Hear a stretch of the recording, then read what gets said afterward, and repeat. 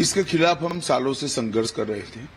2014 से नरेंद्र मोदी जी ने डेवलपमेंट का एजेंडा जनमानस के बीच में सेट भी किया और उसके आधार पर चुनावों की देश में शुरुआत हुई। कांग्रेस को बहुत तकलीफ पड़ रही है डेवलपमेंट के एजेंडे पर, विकास के एजेंडे पर चुनाव लड़ने में। लगातार वो पराजित हो रही है। फिर से एक बार अपीसमेंट की पॉलिसी के आधार पर वो आगे बढ़ना चाहती हैं। चिदम्बरम ये नहीं कहते हैं कि सीए में क्या बुराई है, हम सीए हटा देंगे। क्यों हटाना है? क्योंकि उनको अपनी माइनॉरिटी की पॉलिटिक्स करनी है, माइनॉरिटी वोट बैंक को मजबूत करनी है। भारतीय जनता पार्टी अपने सिद्धांतों पर अटल है। हम किसी के साथ अन्याय नहीं करेंगे, सबके साथ न्याय करेंगे, परंतु तुष्टीकरण भी किसी का नहीं करेंगे। इस नीति पर हम आगे बढ़ रहे हैं और सीए से इस देश में बहुत बड़ी तादाद में पड़ोसी देशों से आए हुए रिलीजियस माइनॉरिटी, हिंदू, बौद्ध, जैन, सिख, इस सभी को नागरिकता मिलती है, सुरक्षा मिलती है। मैं नहीं समझता इससे कांग्रेस को क्या आपत्ति है।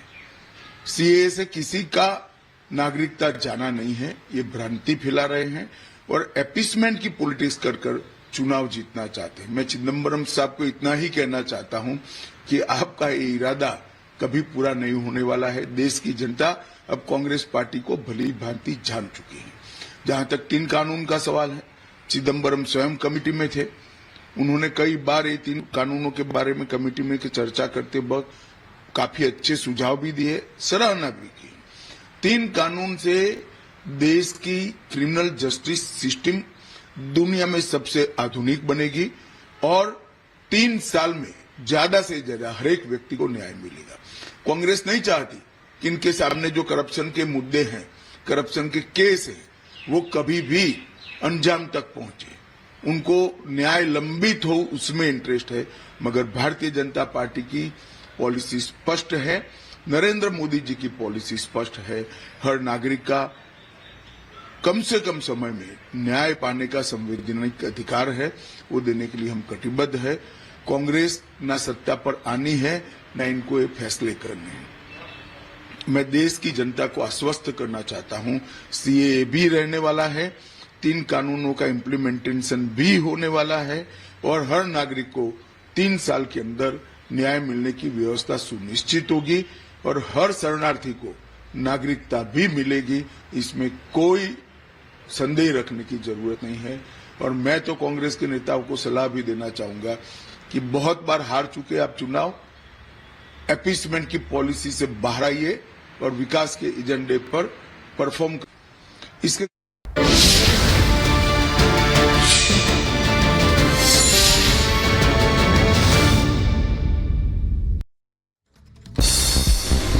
करेंगे 5 मिनट में 25 अहम खबरों का। सीएम योगी का कांग्रेस पर हमला, कहा कांग्रेस ने गरीबी हटाओ का दिया नारा, लेकिन गरीबी हटा नहीं सकती। हमने गरीबों को घर फ्री राशन दिया। गरीबी हटाओ, ये 1970 के दशक में कांग्रेस ने नारा देश को दिया है। गरीबी कभी हट नहीं पाई। ओवैसी के बयान पर गिरिराज सिंह का पलटवार, कहा ओवैसी बंधु चुनावों में करे घोषणा, जनसंख्या नियंत्रण लाने का ऐलान करें।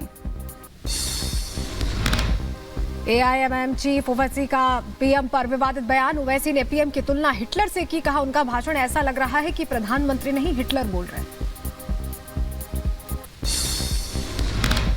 एआईएमआईएम नेता अकबरुद्दीन ओवैसी का बयान, बोले हम घुसपैठिए नहीं, ये मुल्क हमारा था और हमारा रहेगा, कोई हमें इस मुल्क से निकाल नहीं सकता।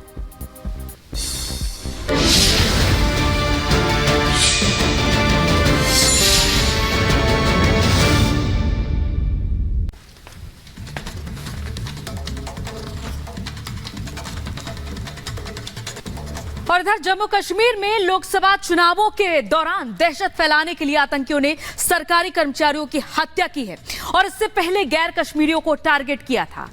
कायर आतंकियों को पकड़ने के लिए सुरक्षा बलों का ऑपरेशन लगातार जारी है। ये रिपोर्ट देखिए।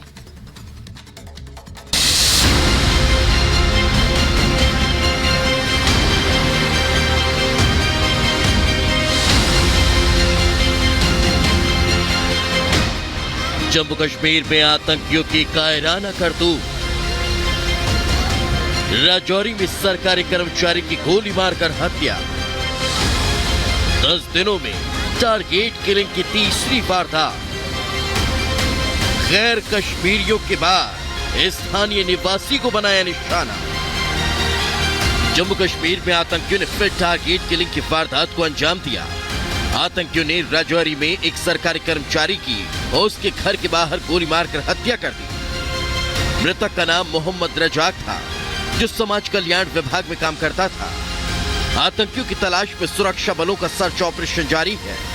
कश्मीर के राजौरी जिले के शाहदरा शरीफ इलाके में कल देर रात हुए आतंकी हमले में एक सरकारी कर्मचारी की आतंकियों द्वारा हत्या कर दी गई। उसके बाद पूरे इलाके में सघन तलाशी अभियान चलाया जा रहा है। रिपब्लिक मीडिया नेटवर्क इस वक्त शाहदरा शरीफ में ही मौजूद है और आप देखेंगे कि जम्मू कश्मीर पुलिस के साथ साथ सीआरपीएफ जो है पूरे इलाके में सघन तलाशी अभियान कर रही है। स्पेशल कमांडोज के दस्ते को तैनात किया गया है।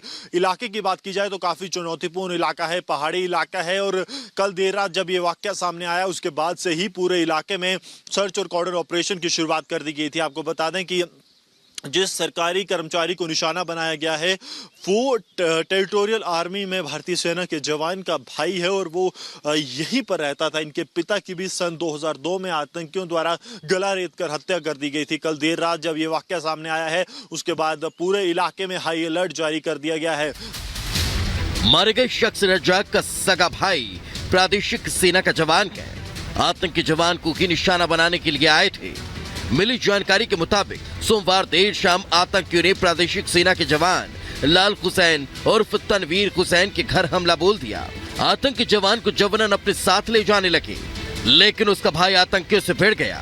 इस भिड़ंत के दौरान की सरकारी कर्मचारी रजाक को गोली लग गई। वहीं इस दौरान जवान मौके से भाग निकला, जिसके पीछे पीछे आतंकी भी भाग निकले। इलाके को चारों तरफ से सुरक्षा बलों ने घेर लिया और गुनाहगारों की तलाश तेज कर दी। एक बार फिर जो है आतंकी हमला हुआ है। टारगेटेड किलिंग्स की शुरुआत अगर कही जाए तो ये अब जम्मू खित्ते में हुई है जहां पर पिन पॉइंट टारगेट लिया गया है। हालांकि माना जा रहा है कि जिस वक्त इस सरकारी कर्मचारी की हत्या की गई ये अपने भाई के साथ मौजूद था और ये भाई इसका टेरिटोरियल आर्मी में है, तो ये जरूर हो सकता है कि आतंकियों के निशाने पर इसका भाई रहा हो। लेकिन जब आतंकियों ने एक फायरिंग की तो उसकी चपेट में ये आया। अब पूरे इलाके में सघन तलाशी अभियान जारी है और सुरक्षा बलों की तरफ से कोशिश है कि जल्द से जल्द उन आतंकियों तक पहुंचा जाए जो इस आतंकी हमले में शामिल है और उन्हें मार गिराया जाए। ये परिवार इससे पहले भी आतंक का शिकार हो चुका है। करीब 20 साल पहले मृतक रजाक के पिता मोहम्मद अकबर की भी आतंकियों ने हत्या कर दी थी। बेटे की हत्या के बाद परिवार पर दुख का पहाड़ टूट पड़ा। पीड़ित परिवार अब आतंकियों का हिसाब करने की मांग कर रहा है।